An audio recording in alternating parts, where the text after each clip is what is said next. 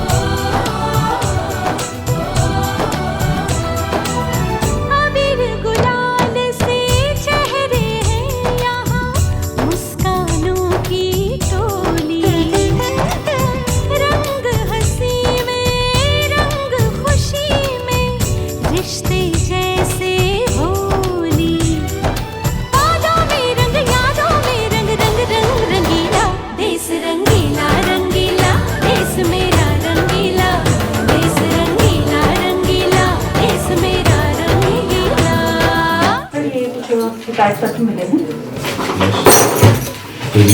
चाबी दीजिए। और मैडम ये जो शिकायतें हैं अब इनका समाधान भी हम लोगों को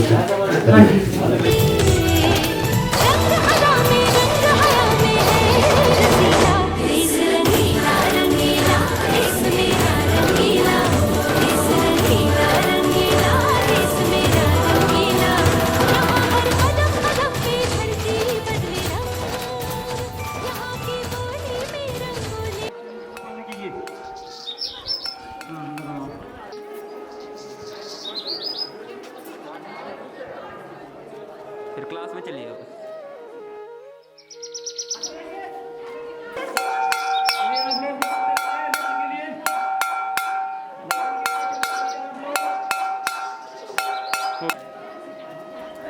तलबीसराम दरसावजान। प्रार्थना किस तिरेंगे?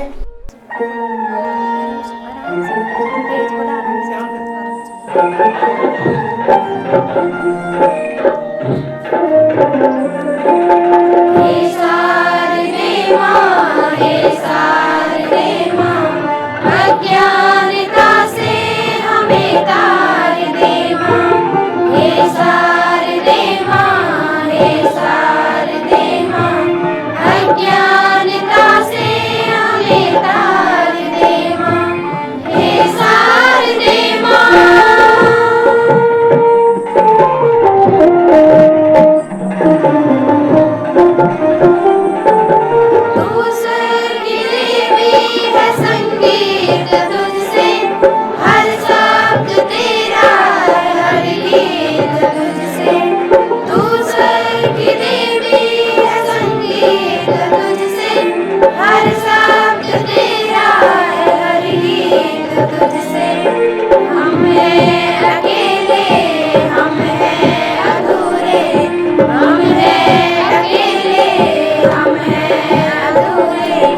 तेरी शरण में हमें प्यार दे माँ, हे शारदे माँ।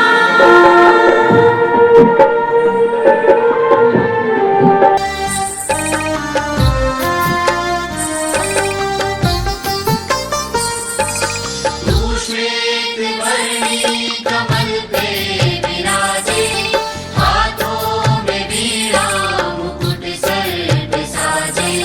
तू श्वेत वर्णी कमल पे विराजे, हाथों में वीणा मुकुट सर पे साजे। मन से हमारे मिटा दो अंधेरे, मन से हमारे मिटा दो अंधेरे। उजालों का हमको संसार दे माँ, हे शारदे माँ। सावधान, दल विश्राम, दल सावधान। समूहगान की अवस्था लेंगे, समूहगान शुरू करेंगे। शुरू कर।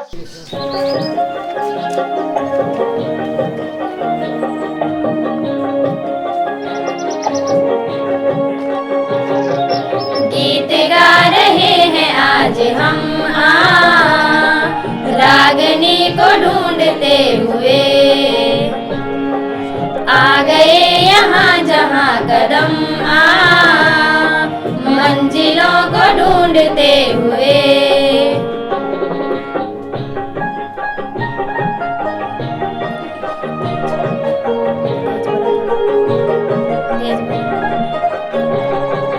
इन दिलों में ये उमंग है ये जहां नया बसाएंगे।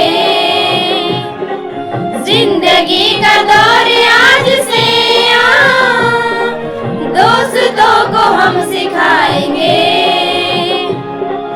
फूल हम नया खिलाएंगे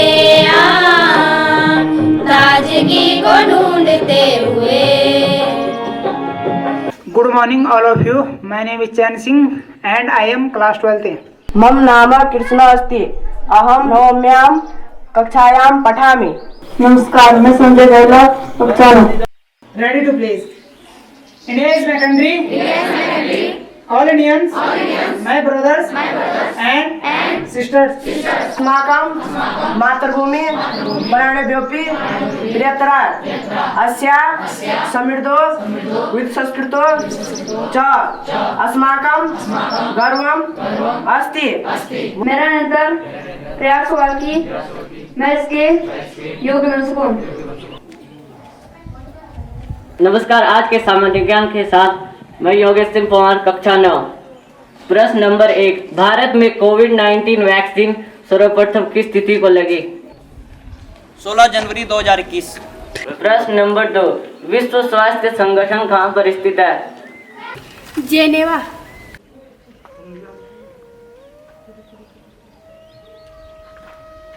मैं कुमारी मोनिका, कक्षा 11A नैतिक वचन प्रस्तुत करने जा रही हूँ, जिसका शीर्षक है दान। एक आदमी ने गुरु नानक जी से पूछा कि मैं इतना गरीब क्यों हूँ। गुरु नानक जी ने उत्तर दिया, तुम गरीब हो क्योंकि तुमने देना नहीं सीखा। आदमी ने कहा, परंतु मेरे पास तो देने के लिए कुछ भी नहीं है। गुरु नानक जी ने कहा, तुम्हारा चेहरा एक मुस्कान दे सकता है, तुम्हारा मुख किसी की प्रशंसा कर सकता है, या फिर तुम किसी के बारे में 2 मीठे बोल सकते हो। तुम्हारे हाथ किसी जरूरतमंद की सहायता कर सकते हैं और तुम कहते हो तुम्हारे पास देने के लिए कुछ भी नहीं है। अर्थात आत्मा की गरीबी ही वास्तविक गरीबी है। पाने का हक उसी को है जो देना जानता है। दान केवल धन के रूप में ही जरूरी नहीं है तथा अन्य किसी माध्यम के रूप से भी दिया जा सकता है। धन्यवाद। यह हमारा विद्यालय उत्तराखंड राज्य के टिहरी जनपद के विकास खंड नगर के दुर्गमस्थ क्षेत्र दुखी क्षेत्र के घेराधार में स्थित या राजकीय इंटर कॉलेज घेराधार, ये जो विद्यालय है ये 8 ग्राम सभाओं के द्वारा सेवित और पोषित एक उपवन है और 8 ग्राम सभाओं के बच्चे इस विद्यालय में शिक्षा ग्रहण करते हैं। तो हमारे सभी शिक्षक साथी और शिक्षिका बहनें बड़े मनोयोग से इस दुर्गमस्थ क्षेत्र के छात्र छात्राओं को यहाँ पे अध्यापन करवाते हैं।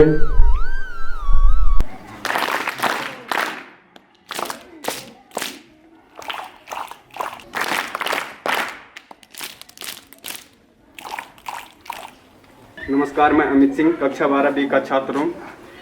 आज दिनांक 23 मार्च 2021 ग्राम सभा भंगला के पंचायत में टीकाकरण शुरू हो रहा है, जिसमें 60 वर्ष से अधिक लोगों को टीका लगेगा। धन्यवाद। दल विश्राम, दल सावधान, दल विश्राम, दल सावधान। पेटी ढोल के साथ शुरू करेंगे, शुरू कर।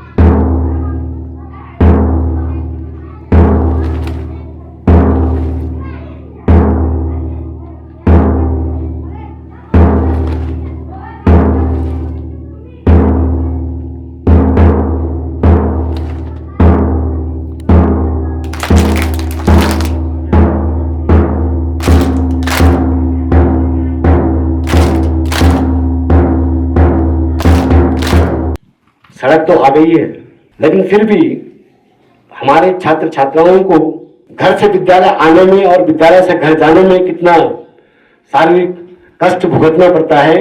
इस बात से मैं आपको अवगत करा दूं कि हमारे यहाँ से 10 और 11 किलोमीटर की दूरी पर इधर से ऋषिकेश की तरफ ग्राम भरगिट पड़ता है। तो 11 किलोमीटर की दूरी बच्चा भरगिट से तय करके घेराधार पहुंचता है। मेरा नाम आयुष कुयाल है। बरगेट से यहाँ घेराधार पढ़ने आता हूँ और इसी साल यहाँ 11वीं में एडमिशन लिया है। और यहाँ का स्कूल काफ़ी अच्छा है। बरगेट से यहाँ आने के लिए मुझे 11 किलोमीटर का सफ़र करना पड़ता है। मैं कुमारी कल्पना जी ऐसे घेराधार में पढ़ने आती हूँ। मैं जमोला गांव की हूँ। यहाँ आने में 8 किलोमीटर समय लगता है। ये थोड़ा बारिश में आते समय परेशानी होती है हमें, बाकी कुछ नहीं, लेकिन बस पैदल चलने में दिक्कत होती है। बाकी स्कूल एंड टीचर लोग सब अच्छे हैं। इसकी इंटर कॉलेज घेराधार नरेंद्र नगर विकासखंड के अंतर्गत आता है, जो कि टिहरी गढ़वाल में है।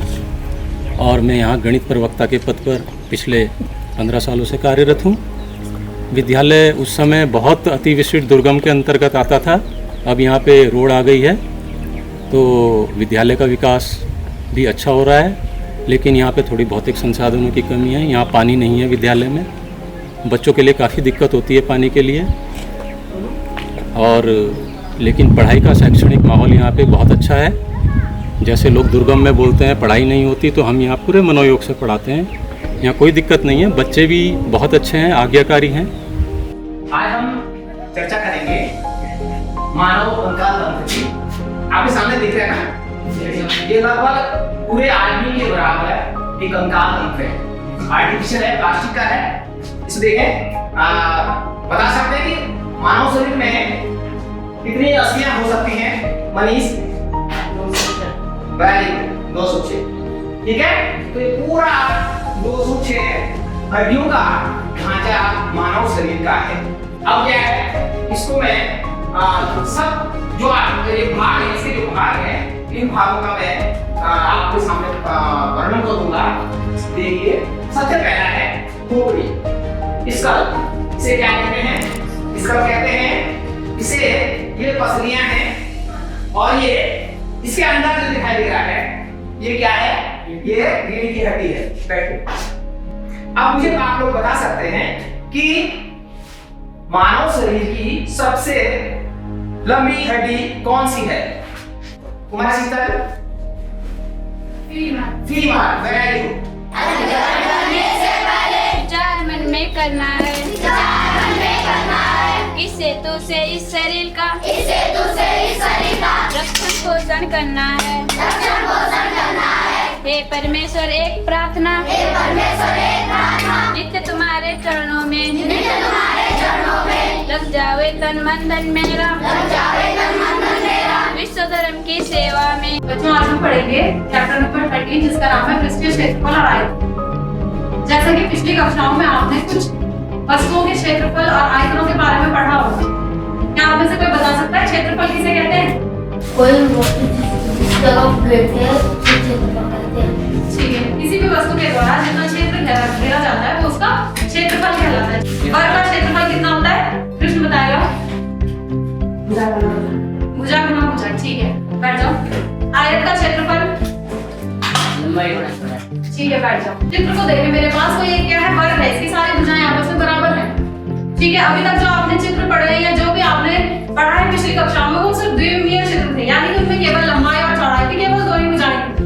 अब इस क्लास में जो आप चित्र पढ़ोगे वो त्रिविमीय चित्र होंगे, यानी कि उसमें लंबाई चौड़ाई के साथ साथ ऊंचाई भी होगी। इस तरह के चित्रों को जब हमें देखना होता है तो हम थोड़ा सा टेढ़ा करके उसका चित्र हमें ध्यान से दिखाई देगा। अगर आप ऐसे देखेंगे तो सिर्फ आपको एक वर्ग दिखाई देगा, लेकिन जब आप इसको थोड़ा सा टिल्ट कर देंगे तो आपको क्या दिखाई देगा?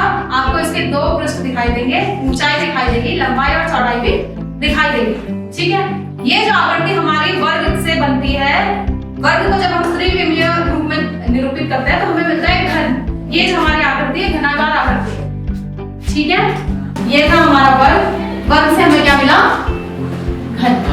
ठीक है, पिछली कक्षाओं में आप वृत्त पढ़ चुके हैं। वृत्त में क्या होती है? केवल दो विमाएं होती है, लेकिन अगर हम वृत्त में एक तीसरी विमा यानी कि ऊंचाई को भी जोड़ते हैं तो हमें एक नई आकृति प्राप्त हो जाती है। ये एक त्रिविमीय आकृति है, इसको हम बेलन कहते हैं। ठीक है, पहले आप लोगों ने सिर्फ ये पढ़ा था, इसमें 2 डायमेंशन थी। जब हमने इसमें ये भी ऐड कर दिया तो इसमें कितनी हो गई? 3 डायमेंशन हो गई। इस आकृति को हम बेलन कहते हैं। ठीक है, देखिए बच्चे पहाड़ के बच्चे हैं, पहाड़ी बच्चे कर्मठ होते हैं, उनका फिजिकल जो है शारीरिक बनावट पहाड़ के अनुकूल ही होता है, तो इसीलिए वो हर गेम में बहुत अच्छे हैं। चाहे वो कबड्डी हो जाए, वॉलीबॉल हो जाए, चाहे खो खो हो जाए, रेस हो जाए, तो इनमें बच्चे जो हैं बहुत अच्छा पार्टिसिपेट करते हैं और बहुत उत्साहित रहते हैं इनके लिए बच्चे करने के लिए। 1 2 3 4 5 6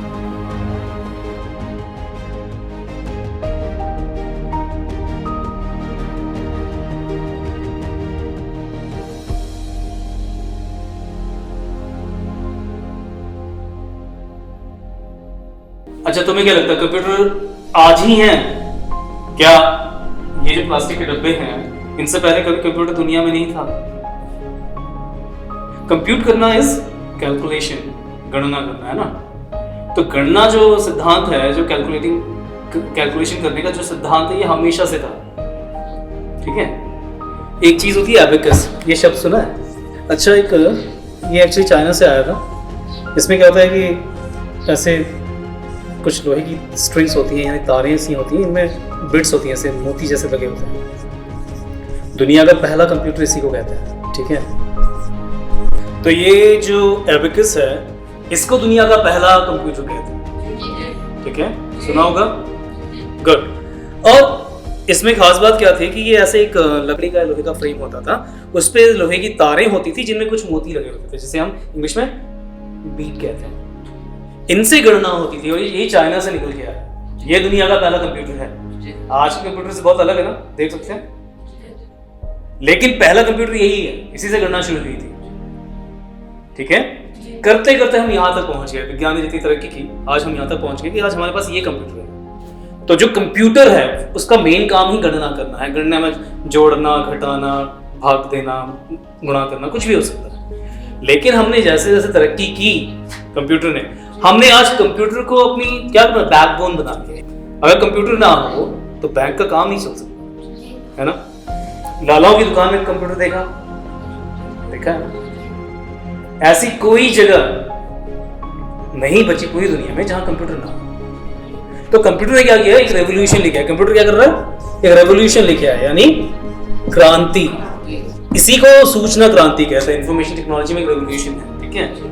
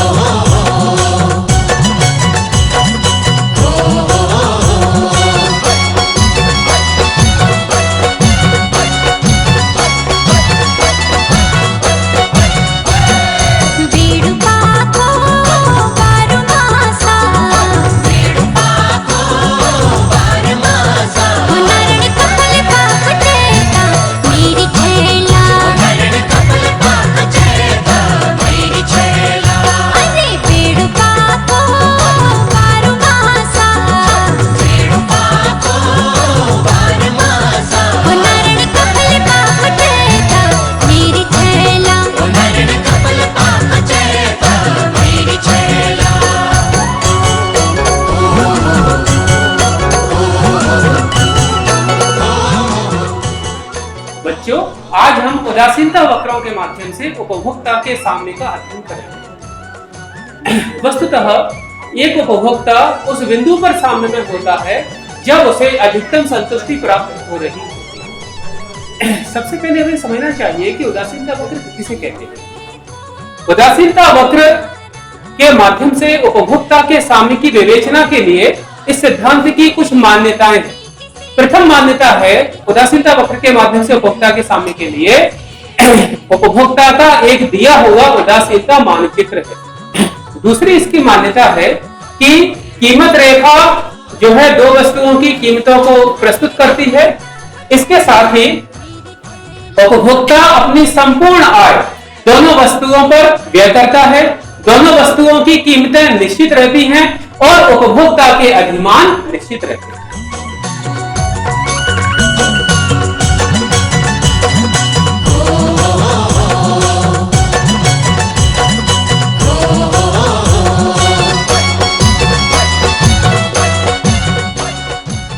मैं रेखा बिजलवान हूँ। मैं यहाँ पर LT साइंस में कार्यरत हूँ। मुझे यहाँ पर आए हुए 2 साल हो गए हैं। यहाँ पर जो कलीग्स हैं सब कोऑपरेटिव हैं। यहाँ पर बच्चे भी अच्छे हैं, रुचि लेते हैं पढ़ने में। थोड़ा सा भौगोलिक कंडीशन यहाँ की, मतलब बच्चे दूर दूर से आते हैं, उसके लिए हम कई बार सोचते हैं कि बस मतलब कोई गाड़ी वाड़ी का प्रबंध हो जाए तो बेटर है।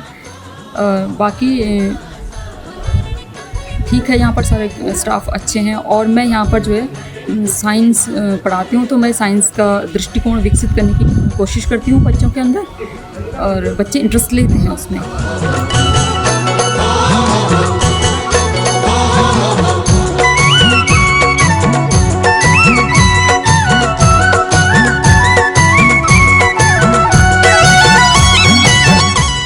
मेरा नाम पंकज पिलाल, मैं प्रयोगशाला सहायक इस विद्यालय में कार्यरत हूँ 2011 से। और मेरे द्वारा दिए गए योगदान और जो भी लोगों से सहयोग मिलता है उसका मैं भरपूर सहयोग करता हूँ। धन्यवाद।